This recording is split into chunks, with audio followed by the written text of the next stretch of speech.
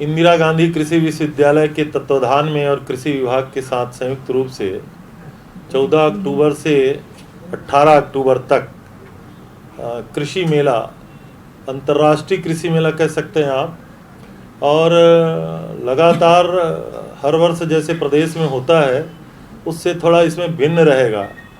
छत्तीसगढ़ में विकास की सारी संभावनाओं हम लोग कृषि पे आधारित मानते हैं और छत्तीसगढ़ की वर्तमान सरकार माननीय भूपेश बघेल जी के नेतृत्व में कृषि के क्षेत्र में बहुआयामी विकास के कार्य कर रहे हैं। हमारा सौभाग्य है कि इंदिरा गांधी कृषि विश्वविद्यालय छत्तीसगढ़ के कृषि के विकास में बेहद महत्वपूर्ण भूमिका निभा रहा है और उसी के तत्वाधान में इस व्यापक मेले की तैयारी की जा रही है। लगातार जो मेले होते हैं उससे भारी संख्या में किसानों का आगमन होगा। कृषि की नई नई मशीनीकरण, नई नई तकनीकी, नई नई शोध, नए नए फसल, नई नई बीज, इन सारी चीज़ों में हम किसानों को प्रशिक्षण भी देंगे और दिखाएंगे भी। और इस मेले का उद्घाटन माननीय मुख्यमंत्री जी के कर कमलों के द्वारा संपन्न होगा। 1 नवंबर से धान खरीदी शुरू होने वाली है। इस बार पिछले बार देखिए तो बरदाने काफ़ी कमी थी, इस बार स्थिति कैसी है? छत्तीसगढ़ सरकार ने निर्णय लिया है इस बार धान की खरीदी हम 1 नवंबर से प्रारंभ करेंगे। हमारा सौभाग्य है कि इस साल छत्तीसगढ़ में धान का बम्फर उत्पादन दिखाई दे रहा है और फसल 20 दिन एडवांस होकर के अब पकने को तैयार है। छत्तीसगढ़ में जो हमारी योजना है गोधन न्याय योजना, उसका सीधा लाभ अब किसानों को दिखाई दे रहा है। खरीफ का फसल भी लगभग 20 दिन पहले पककर तैयार हो रहा है और रबी की तैयारी भी उसके कारण 20 दिन एडवांस किसान करेंगे। इसलिए 1 नवंबर से हमारी धान खरीदी की तैयारी पूरी है। 110 लाख मीट्रिक टन धान की खरीदी करने का हमारा लक्ष्य है। पिछले साल बारदाने की कुछ कमी हुई थी, हमने छत्तीसगढ़ के किसानों से पुराने बारदानों में भी धान की खरीदी की थी। इस साल भी हमारी तैयारी है। हालांकि केंद्र सरकार से जूट कमिश्नर के माध्यम से जो बारदाने की उपलब्धता हो सकती है, हमने एडवांस में उसकी रिक्वायरमेंट भेज दिया है। हम उम्मीद करते हैं हमें बारदाना मिलेगा, अन्यथा हम पुराने बारदानों से भी खरीदी की तैयारी करेंगे। आदरणीय मुख्यमंत्री जी ने सभी कलेक्टरों को निर्देश दिया है कि धान खरीदी की तैयारी शीघ्र करें। 1 नवंबर को सूखा फड़ जहां भी रहेगा वहां धान की खरीदी प्रारंभ हो जाएगी। जी, ये तिथि को लेकर आप लोगों ने मांग पूरी कर दी, लेकिन अब नई मांग भाजपा उठा रही है कि दाना दाना खरीदी होना चाहिए, करीब 18 क्विंटल प्रति एकड़ खरीदी होनी चाहिए। इस तरह की बातें उठा रही है। भारतीय जनता पार्टी के अपने मित्रों से मैं कहना चाहता हूँ, छत्तीसगढ़ में हम लोगों ने कुछ प्रस्ताव रखे हुए हैं। लगभग 12 MOU तो हमारा मेच्योर है एथेनॉल बायोफ्यूल बनाने का, और उसके अलावा भी लगभग 8 से 10 MOU पाइपलाइन में है। इसका मतलब है छत्तीसगढ़ में अगर बायोफ्यूल बनाने का हमारा काम शुरू हो जाएगा तो भारतीय जनता पार्टी को मांग करने की ज़रूरत नहीं होगी। केवल अड़चन ये है कि आज तारीख पर्यंत केंद्र की सरकार ने राज्य सरकार को बायोफ्यूल बनाने के लिए अनुमति प्रदान नहीं की है। जमीन हमारा, धान हमारा, किसान हमारा, संसाधन हमारा, खरीदी हम करेंगे। हम केवल केंद्र सरकार से अनुमति मांग रहे हैं, उसको भी केंद्र सरकार क्यों नहीं दे रही है। मैं अपने भारतीय जनता पार्टी के मित्रों से चाहूँगा कि केंद्र सरकार से आग्रह करे तो फिर उनका 12-15 क्विंटल वाली जो बात है वो अपने आप समाप्त हो जाएगी। बस्तर में आदिवासियों की मौत हो रही है, 7 गाँवों से 39 लोगों की अब तक मौत हो चुकी है। भाजपा कह रही है आदिवासियों को बचाने की कवायद करती है कांग्रेस, लेकिन ये मौत दर्शा रही कि कितना आदिवासी हितैषी है भाजपा। मुझे लगता है कि थोड़ा सा उनको पीछे पलट के देखना चाहिए। हमने विधानसभा में हम नेता प्रतिपक्ष रहे हैं। डॉक्टर रमन सिंह के कार्यकाल में 100 मौतों बस्तर की मलेरिया से होती थी, हम विधानसभा में उठाते थे। स्वास्थ्य की व्यवस्था कितनी चरमरा सी गई थी बस्तर में, उनके कार्यकाल में कोई देखने वाला नहीं था। और छोटे छोटे मौत की इन आंकड़ों को अगर वो गिना रहे हैं तो मुझे ऐसा लगता है कि ये उनका दुर्भाग्य है। ये भाजपा के नेता गंगा जल हाथ में लेकर के अब कांग्रेस विधायकों के समक्ष जाएंगे, उन्हें गंगा जल भेंट भी करेंगे क्या वादा याद दिलाने की कोशिश होगी? मुझे लगता है कि देश के प्रधानमंत्री के खिलाफ ये षड्यंत्र हो रहा है। आदरणीय मोदी जी ने बनारस से चुनाव लड़ने के पहले सबसे पहले उन्होंने कहा था कि गंगा मैया ने उनको बुलाया है, वो महंगाई कम करेंगे, बेरोजगारी कम करेंगे, स्वामीनाथन आयोग की रिपोर्ट लागू करेंगे, किसानों की आय दुगना करेंगे, समर्थन मूल्य को 1.5 गुना करेंगे, और वो कुछ नहीं कर पा रहे हैं।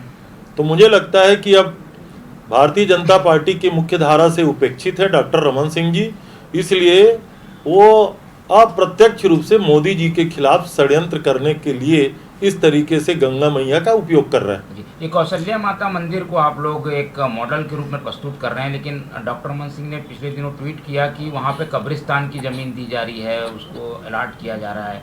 इस विवाद मुझे लगता है कि डॉक्टर रमन सिंह जी विस्मृत लोभ का शिकार हो चुके हैं। वो जाकर के देखें, आरएसएस प्रमुख माननीय श्री मोहन भागवत जी ने प्रणाम करके वहाँ अच्छे कार्य की सराहना की है। तो डॉक्टर रमन सिंह जी भी जब चंदखुरी में माता कौशल्या के दरबार में जाएंगे, गोद में श्री राम भगवान की मूर्ति का जब प्रणाम करेंगे, तो मुझे लगता है कि उनको सद्बुद्धि आ जाएगी। ये कोई ऐसा प्रोजेक्ट है क्या कि कब्रिस्तान के लिए मैं जो कह रहा हूँ ऐसा कुछ भी नहीं है। कौशल्या माता का मंदिर उनको देखना चाहिए।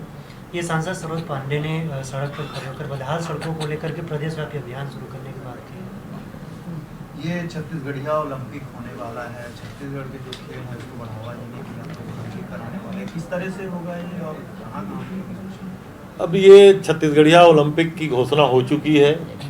गिल्ली डंडा बाटी कुगड़ी से लेकर के जो छत्तीसगढ़ी की परंपरागत खेल है उसका आयोजन होगा।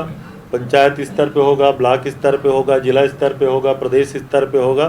और जो छत्तीसगढ़ के परंपरागत खेलों का बढ़ावा देने के लिए ये बहुत अच्छी पहल है, माननीय मुख्यमंत्री जी ने कहा है, और इसकी शुरुआत बहुत शीघ्र होने वाली है। मुख्यमंत्री ने आज बीजेपी को निर्देश दिया है कि जो ऑनलाइन जुआ सट्टा होता है उस पर रोक लगाई जाए। जो अलग अलग प्लेटफॉर्म्स में चल रहे हैं उसमें जुआ सट्टा का अवैध कारोबार रोका है। अब ये गृह विभाग का निरंतर नियंत्रित करने का मामला है। डीजीपी ने कहा है तो पुलिस विभाग सक्रियता से इसमें काम करेगा। सीएम साहब ने बैठक ली। माननीय मुख्यमंत्री जी ने बैठक लेकर के पूरे प्रदेश में इस प्रकार की गतिविधियों को, अवैध गतिविधियों को रोकने के लिए सक्षमता से कार्य करने के निर्देश दिए हैं। हम उम्मीद करते हैं आने वाले समय में आपको और इसमें नियंत्रण दिखाई देगा। उन्होंने बस्तर की घोर उपेक्षा की। वहाँ नक्सल मूवमेंट का स्थिति ये था कि समानांतर सरकार जैसी नक्सल मूवमेंट चल रही थी, और भारतीय जनता पार्टी की सरकार ने, माननीय डॉक्टर रमन सिंह जी ने बस्तर के विकास के लिए कोई भी काम नहीं किया। बस्तर में वहाँ की महिलाओं को रोजगार देने के लिए हमने कितना काम किया है, वहाँ के नौजवानों के लिए बस्तर केडर की हम लोगों ने काम किया है। माइनर फॉरेस्ट प्रोड्यूस की लगातार खरीदी हो रही है। डेनेक्स जैसा मॉडल दंतेवाड़ा में शुरू किया गया है। तेंदुपत्ता की कीमत 4,000 रुपये प्रति मानक बोरा किया गया है। इसलिए बस्तर में मैं समझता हूँ भारतीय जनता पार्टी जा रही है, उनको जाना भी चाहिए। राजनीतिक लोकतंत्र है, आने वाले चुनाव की वो तैयारी कर रहे हैं, पर मुझे लगता है कि बस्तर में भारतीय जनता पार्टी को कुछ भी हासिल होने वाला नहीं है। ये प्रदेश में कर्मचारियों का आंदोलन चल रहा था, पूरी तरीके से सरकार के आश्वासन पर भरोसा जताते हुए पूरी तरीके से आंदोलन खत्म हो गया कर्मचारियों का। सरकार की कहीं ना कहीं भरोसा। आपका प्रश्न क्या है? मतलब जो कर्मचारी लोग हड़ताल कर रहे थे पूरे, आज एक भी कर्मचारी का हड़ताल नहीं देखने मिलते धरने स्थल में। दो अलग अलग बातें हैं। प्रदेश व्यापी कर्मचारियों का आंदोलन डीए को लेकर जो था उसको तो यहीं चर्चा करके आपके सामने कर्मचारियों ने समाप्त किया है। अब कुछ अनियमित कर्मचारी और संविदा कर्मचारियों का बचा है। तो आने वाले समय में अब क्या है कि 2 साल बजट में जो संसाधनों की कमी थी तो बहुत सारे विचार नहीं हुए थे। अब धीरे धीरे क्रमशः विचार किया जा रहा है। उन लोग बिना आश्वासन के खत्म कर दिए भैया, ऐसा अच्छा, क्या किया आप लोग? गृह मंत्रालय की रिपोर्ट में कहा गया है कि बस्तर में जो नक्सलवाद है, प्रश्न वही था। ये तो जरा- गृह विभाग की रिपोर्ट में कहा गया है कि जो नक्सलवाद है वो सिमट गया है कुछ गृह मंत्रालय की रिपोर्ट। और इसके बाद जो सीमावर्ती जो अभी बैठक हुई थी, पूर्वी समन्वय समिति की बैठक, उसमें इस बात पे सहमति बनी थी कि जो छत्तीसगढ़ का मॉडल है उस मॉडल को ये लोग भी नक्सली उन्मूलन में अडॉप्ट करेंगे। आदरणीय मुख्यमंत्री जी ने छत्तीसगढ़ की नक्सल समस्या को सोशियो इकोनॉमिक प्रॉब्लम समझा। सामाजिक उत्थान, लोगों को रोजगार, बस्तर में बस्तर के लोगों का विकास, ये हमारी मूल भावना थी। और विकास के जितने काम होंगे नक्सल गतिविधियाँ उतनी ही सिमटेंगी। अब मैं जैसे मैंने पहले कहा कि बस्तर में भारतीय जनता पार्टी की हुकूमत के समय समानांतर सरकार चल रही थी। अब केवल नारायणपुर के कुछ किनारे में और बीजापुर के कुछ किनारे में शेष रह गए हैं।